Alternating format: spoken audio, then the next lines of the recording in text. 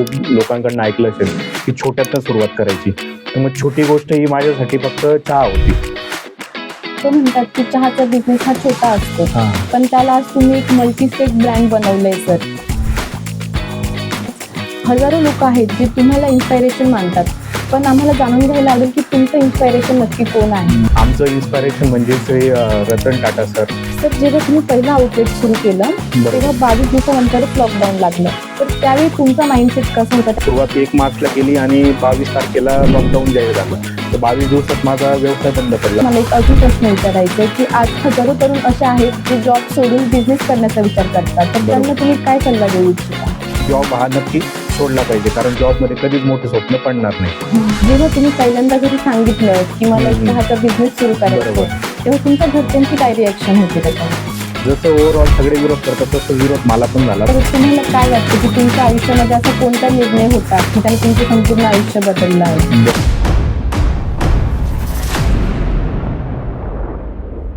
नमस्कार, मी सुप्रिया जीवनस्पार्क या मंचावरती तुमचं स्वागत करते. आज आपल्यासोबत एक अशी प्रेरणादायी व्यक्ती आहे ज्यांनी एका साध्या चहाच्या कपापासून एक खूप मोठा बिझनेस सुरू केला. आज भारतामध्ये त्यांची 132 पेक्षा जास्त शाखा आहेत. ते म्हणजे शुराई उद्योग समूहाचे संचालक परागदादा पाटील सर. सर्वप्रथम मी तुमचे स्वागत करते.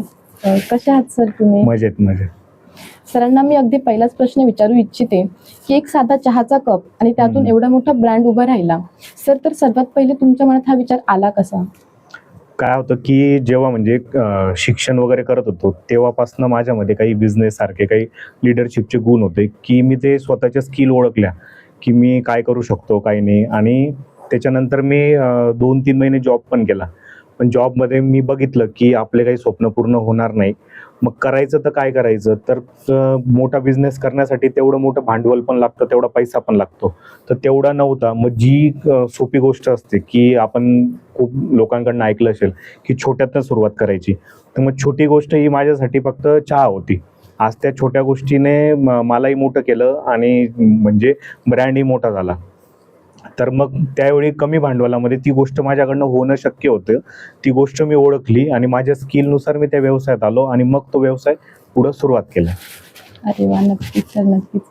सर, मला दुसरा प्रश्न असा विचारायचा आहे की लोक म्हणतात की चहाचा बिझनेस हा छोटा असतो, पण त्याला आज तुम्ही एक मल्टीस्टेट ब्रँड बनवलंय सर, तर या माइंडसेट बद्दल तुम्ही काय सांगाल? बरोबर. काय झालं की मी जेव्हा पहिलं आउटलेट चालू केल्यानंतर म्हणजे माझ्याकडे एवढा फ्लो वगैरे होता, क्वालिटी आमची चांगली होती. तर काय झालं की मला खूप सारा म्हणजे लेबर लोकांची गरज पडायला लागली. माझ्याकडे कमीत कमी 2 ते 3 लेबर होते. आणि जसं जसं बिझनेस वाढत गेला तसं तसं मला समजायला लागलं की आपण याच्यातनं रोजगार निर्मिती करू शकतो. मग रोजगार निर्मिती कशी करू शकतो की म्हणजे फ्रँचायझी पण देऊ शकतो, म्हणजे उद्योजक पण घडवू शकतो. आणि ज्यांना ज्यांना फ्रँचायझी दिलेली आहे त्यांच्या ठिकाणी सुद्धा काही लेबर वगैरे कामाला लागतील, म्हणजे तिथेही रोजगार निर्माण होईल. तर अशा प्रकारे मी विचार केला आणि मग याचं फ्रँचायझीमध्ये रूपांतर केल्यानंतर क्वालिटीमुळे याला खूप रिस्पॉन्स आला. पहिले आमच्या 8-9 फ्रँचायझी ज्या होत्या त्या विदाऊट मार्केटिंग गेलेल्या होत्या, फक्त माउथ पब्लिसिटी आणि जो काही लोक रेफरन्स वगैरे देतात क्वालिटीचा वगैरे त्याच्याने गेलेलं होतं. तर काय झालं की मी रोजगारपूरक जो विचार केला, जी भूमिका ठेवली की रोजगारच मला निर्माण करायचा आहे, त्यामुळे हा ब्रँड एक मल्टीस्टेट ब्रँड निर्माण झाला. नक्कीच सर, नक्कीच. सर, मनामध्ये एक प्रश्न असा येतोय की आज हजारो लोक आहेत जे तुम्हाला इन्स्पायरेशन मानतात, पण आम्हाला जाणून घ्यायला आवडेल की तुमचं इन्स्पायरेशन नक्की कोण आहे? बरोबर. आमचं इन्स्पायरेशन म्हणजे रतन टाटा सर. कारण काय राहतं की आमचंही तुम्ही बघितलं सर्व गोष्टी, तर आम्ही कुठलाही म्हणजे दिखावा वगैरे करत नाही आणि सर्व काम आमचं असं शांतप्रमाणे सिस्टमॅटिक वगैरे चालतं. तर सरांचंही तसंच होतं की कुठलाही दिखावापणा नव्हता, कुठलाही अहंकार नव्हता, इगो नव्हता. एकदम शांत स्वभावाचे सर होते, म्हणून आम्ही त्यांना इन्स्पायरेशन मानतो. अगदी बरोबर सर. सर, जेव्हा तुम्ही पहिलं आउटलेट सुरू केलं तेव्हा 22 दिवसानंतरच लॉकडाऊन लागलं, तर त्यावेळी तुमचा माइंडसेट कसा होता? त्यावेळी तुम्ही कसे? बरोबर. आपण काय राहतं की व्यवसाय सुरुवात करताना जो काही उत्साह वगैरे असतो तो कंटिन्यू राहायला पाहिजे. काय झालं की लॉकडाऊन जे काही आलं, लॉकडाऊन ही फक्त आज माझ्यावरच परिस्थिती नव्हती, ही पूर्ण जगावर याचं संकट आलेलं होतं. आणि काय झालं की संकट असं आलं की ते कोणाला समजलंही नाही की काय होणार काय नाही. पहिल्यांदा म्हणजे जेव्हापासनं जी आपली पृथ्वी वगैरे निर्माण झालेली, तर पहिल्यांदा असं मोठं संकट सगळ्यांवर आलेलं होतं. तर लॉकडाऊनमध्ये काय झालं की मी सुरुवात 1 मार्चला केली आणि 22 तारखेला लॉकडाऊन जाहीर झालं. तर 22 दिवसात माझा व्यवसाय बंद पडला. मी पूर्ण म्हणजे 8 लाख रुपयेचं भांडवल वगैरे त्याच्यात गुंतवलेलं होतं. आणि भरपूर जण म्हणतात की लॉकडाऊन हे संकट होतं, पण लॉकडाऊन एक ही संधी सुद्धा होती. ज्यांनी लॉकडाऊनचा जो काही शांततेचा काळ होता, आपण म्हणतो की शांततेच्या काळामध्ये जास्त घाम गाळला तर युद्धाच्या काळामध्ये आपल्याला कमी रक्त सांडावं लागतं. तर तशी गोष्ट ही लॉकडाऊनच्या याच्यात आम्हाला पूरक ठरली की आमचं फक्त म्हणजे स्टार्टचे 22 दिवस म्हणजे आमचा व्यवसाय एक छोटंसं बाळ होतं. पण त्याला डेव्हलप करण्यासाठी आम्हाला आहे ना तो लॉकडाऊनचा पिरियड भेटला. मान्य आहे संकटं खूप आली त्याच्यामध्ये की आमचे म्हणजे लोनचे EMI वगैरे होते, लेबरचं पेमेंट वगैरे होतं, शॉपचं रेंट होतं आणि तेव्हा भरपूर लोक म्हणायची की शॉपचं रेंट मान्य होणार, EMI कमी वगैरे होणार, पण मग कुठलीच काही गोष्ट झाली नाही. कोणीच कोणाला काही मदत वगैरे केली नाही. फक्त त्यात पर्याय एक होता की सस्टेन करणं, जगणं म्हणजे सातत्य ठेवणं हा एक विषय होता. तर आम्ही लॉकडाऊनच्या याच्यामध्ये एका स्टूलवर वगैरे पण चहा विकलेला आहे, कारण आम्हाला दररोज काहीतरी पैसे येणं गरजेचं होतं. पण मग काय झालं की लॉकडाऊनचा जो शांततेचा काळ होता याच्यात आम्ही जो 22 दिवसात जो काही अनुभव आलेला होता की काय केलं पाहिजे, काय नाही, क्वालिटी कशी काय, याच्यावर अजून आम्ही R&D केली. अजून काही गोष्टी चुकत होत्या आमच्या चहामध्ये पण, क्वालिटीमध्ये काही थोड्याफार गोष्टी होत्या. तर याच्यावर सर्च करून करून जेव्हा लॉकडाऊन ओपन झाल्यानंतर जे काही लॉकडाऊनच्या पिरियडमध्ये आम्ही काम केलेलं होतं चहावर, तर त्याचा रिझल्ट आम्हाला आजपर्यंत मिळतोय. असं आहे. तर म्हणून आपण लॉकडाऊनला जेवढं संकट पण म्हणतो तर तेवढी ती संधी पण आहे. बरोबर आहे सर, खूप महत्त्वाचा सल्ला तुम्ही दिला. या अनुसारानेच मला एक अजून प्रश्न विचारायचा आहे की आज हजारो तरुण असे आहेत जे जॉब सोडून बिझनेस करण्याचा विचार करतात, तर त्यांना बरोबर. तुम्ही काय सल्ला देऊ इच्छिता? बरोबर. काय राहतं की जॉबमध्ये कसं असतं की कम्फर्ट झोन असतो फक्त, की 8 तासाची ड्युटी, 12 तासाची ड्युटी आणि एक ठरलेला काहीतरी पगार असतो. त्या पगारामध्ये मग ते पूर्ण आयुष्य घालवायचं असतं. त्याच्यात मग काय होतं की भरपूर लोकांच्या आजकाल लग्नांना प्रॉब्लेम वगैरे येत आहे किंवा एकदा जसं काही संसार वगैरे सुरुवात होतो, घर घेणे, गाडी घेणे, किराणा वगैरे, हे म्हणजे जेवढी काही चौकट असते ना तेवढ्या चौकटमध्येच एक जॉब करणारा अडकलेला असतो.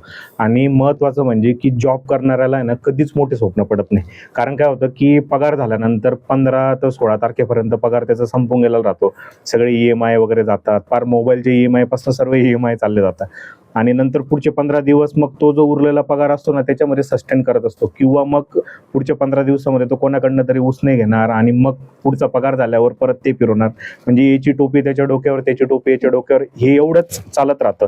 मग याच्यात काय होतं की जॉबमध्ये माणूस फक्त घाबरलेला राहतो, स्वप्न पडतच नाही, फक्त चालू आहे ते चालू आहे आणि करण्याची इच्छा खूप राहते. पण मी जे जॉब करताय त्यांना एक सांगू इच्छितो की जर तुमच्या डोक्यामध्ये काही मोठं करण्याचा विचार असेल तर आपण आहे ना काहीतरी जमाकुंजी केली पाहिजे, थोडंफार भांडवल वगैरे केलं पाहिजे, एक चांगली काहीतरी आयडिया लावली पाहिजे. आणि थोडंफार म्हणजे आता आपल्याला 100% तर भांडवल कोणीच जमा नाही करू शकत. निदान 100%मधून आहे ना 20 ते 25% जरी भांडवल राहिलं तरी आपण काहीतरी मोठा व्यवसाय वगैरे आपण घडवू शकतो, टिकवू शकतो. तर काय जॉबचे जे काही 3-4 महिने जे काही असतात की आपल्याला आता जॉब सोडायचा आहे तर लगेच नाही सोडला पाहिजे.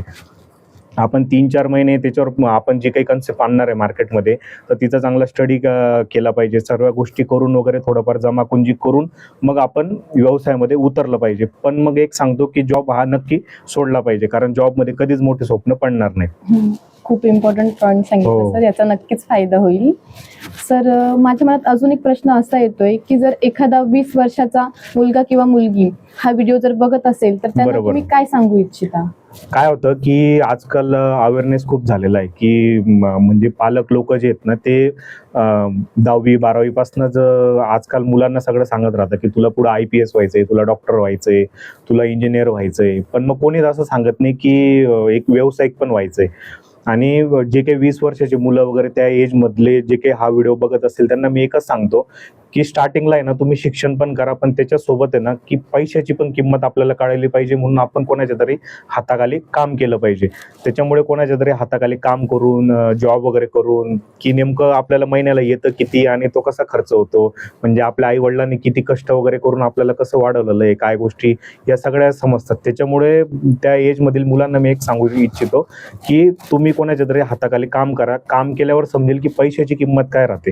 एकदा पैशाची किंमत कळाली का मग आपल्याला पुढे समजतं की आपण काय डॉक्टर झालं पाहिजे, इंजिनियर झालं पाहिजे का व्यावसायिक झालं पाहिजे. बरोबर आहे सर, बरोबर आहे. दुसरा प्रश्न माझा असा होता की जेव्हा तुम्ही पहिल्यांदा घरी सांगितलं की मला एक हम्म. चहाचा बिझनेस सुरू करायचा बरोबर. आहे, तेव्हा तुमच्या घरच्यांची काय रिएक्शन होती त्याच्यावर?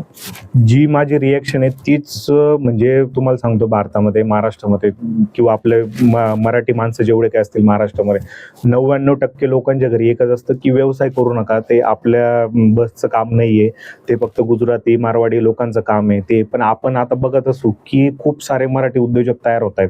कारण काय आहे की काळाची गरज आहे. जेव्हा मी हा विषय घरी सांगितलं तेव्हा माझे घरचेही म्हणत होते, कारण माझं BSc ॲग्री झालेलं आहे, त्याच्यानंतर मी MPSC वगैरे करत होतो, 2 वर्ष मी स्टडी केला, मी राज्यसेवेला पण काही कमी मार्कांनी राहिलो, PSIला पण माझी प्री पास झालेली होती, नंतर मी मुख्यसाठी पण चाललो गेलो होतो, मराठी व्याकरण वगैरे, इंग्लिश व्याकरण याचा माझा स्टडी वगैरे पण सुरुवात झालेला होता असं. तर त्यावेळी मी ते MPSCचं सोडलं की हे पण बिझनेस पण करू आणि हे पण करू असा विषय होता. प्रत्येकाचे घरचे विरोध करतात, तसं माझ्याही घरच्यांनी विरोध केला की आपलं एवढं सगळं चांगलं आहे, तर तू चहा विकशील, तुझं लग्न कसं होईल पुढं, काय होईल काय नाही. तर जसं ओव्हरऑल सगळे विरोध करतात तसंच विरोध मला पण झाला, पण मी तो विरोध जुगारून सांगितलं की मला माझ्या स्वतःच्या पायावर उभं राहायचं आहे. तेव्हा तर सपोर्ट नाही केला, पण मग आज नातेवाईकांपासून तर सगळेच जण आज वाह करतात असं. बरोबर आहे सर, घरच्यांचा सपोर्ट पण खूप गरजेचा खूप असतो. गरजेचा असतो. सर दुसरा प्रश्न असा की आज एवढा मोठा बिझनेस आहे तर त्याच्यामध्ये स्ट्रेस पण खूप असणार, तर तुम्ही स्वतःला कसं मेंटली स्टेबल कसं ठेवता? बरोबर. माझं काय आहे की मी म्हणजे लहानपणापासून सहयोगा मेडिटेशन करत असतो, त्याच्यामुळे ते पहिलेपासून मेडिटेशनची सवय आहे. आणि बिझनेसमध्ये काय आहे की एवढ्या प्रकारचे लोक भेटतात, तर जेवढ्या प्रकारचे लोक भेटतात ना तेवढे त्यांचे वेगवेगळे स्वभाव असतात. म्हणजे जितके लोक तितके वेगवेगळे स्वभाव असतात. तर तेवढ्या लोकांकडनं आपल्याला येणारा वेगवेगळा ट्रेस, प्रत्येक म्हणजे काय राहतं की व्यवसायामध्ये एखादी गोष्ट सिस्टीम लावलेली राहते, पण मग काय राहतं की काही नैसर्गिक गोष्टी घडतात की ती सिस्टीम चुकून जाते, मग त्याच्याने येणारा ट्रेस, मार्केटमध्ये कॉम्पिटिशनचा येणारा ट्रेस, त्याच्याने काय होतं की याच्यावर एक पर्याय आहे की सस्टेन करत राहणे आणि सोल्युशन बेस राहणे. जो व्यक्ती सोल्युशन बेस राहतो ना तो कधीच जास्त ट्रेसमध्ये जात नाही. म्हणजे मी सांगतो की मी स्वतः सोल्युशन बेस माणूस आहे, कुठलंही संकट आलं तर आम्ही लगेच सोल्युशन काढणारे म्हणजे माणसं आहोत, त्याच्यामुळे ट्रेस हा आमच्याजवळ जास्त काही येत नाही. चांगला सल्ला दिला सर. सर दुसरी गोष्ट अशी म्हणजे की तुमचे इतके सारे आउटलेट्स आहेत, तर त्या सर्वांमध्ये तुम्ही क्वालिटी कशी मेंटेन करतात? बरोबर. क्वालिटीचं काय आहे की आम्ही काय केलेलं आहे की क्वालिटी चेकसाठी ना एक व्यक्ती आम्ही अपॉइंटमेंट केलेला आहे. तो व्यक्ती प्रत्येक दुकानांवर वगैरे जातो आणि क्वालिटी वगैरे चेक करत असतो की प्रत्येक दुकानाला काय आहे काही नाही. काही आम्ही पॅरामीटर्स ठरवलेले, काही आमचे इंटरनल फॉर्म्युले आहेत, दूध आम्ही एका प्रकारचं वापरतो, जे काही इंटरनल गोष्टी नाही त्या सर्व आम्ही मेंटेन करतोय. म्हणजे असं नाही की आम्ही 100% बरोबर आहे, कुठलाच उद्योजक हा 100% बरोबर नसतो, पण 100% बरोबर होण्याचा प्रयत्न आम्ही करतोय आणि त्या प्रकारे आम्ही क्वालिटी मेंटेन करतोय असं. क्वालिटी खूप महत्वाची असते सर. क्वालिटी शिवाय कुठलाच व्यवसाय सक्सेस होत नाही. सर तुम्हाला काय वाटतं की तुमच्या आयुष्यामध्ये असा कोणता निर्णय होता की ज्याने तुमचं संपूर्ण आयुष्य बदललं आहे? बरोबर. जो निर्णय आहे म्हणजे त्या निर्णयामुळेच आज तुम्ही माझा इंटरव्ह्यू घेताय, तोच की व्यवसाय करण्याचा निर्णय. हा निर्णय माझ्या आयुष्याचा खूप म्हणजे टर्निंग पॉईंट होता. सर तुम्ही ज्या तुमच्या आयुष्याबद्दल, जो तुमचा प्रवास आणि ज्या तुमच्या बिझनेसबद्दल ज्या गोष्टी आमच्यासोबत शेअर केल्या ह्या खूप महत्त्वाच्या होत्या. तुम्ही तुमचा मौल्यवान वेळ आम्हाला दिला त्याबद्दल मनापासून आभार व्यक्त करते. धन्यवाद. आणि तुम्हाला देखील हा व्हिडिओ आवडला असेल तर आमच्या चॅनलला फॉलो करा, सबस्क्राईब करा आणि व्हिडिओला लाईक आणि शेअर करायला विसरू नका. पुन्हा भेटूया अशाच प्रेरणादायी व्यक्तीसोबत जीवन स्पार्क या मंचावरती. धन्यवाद.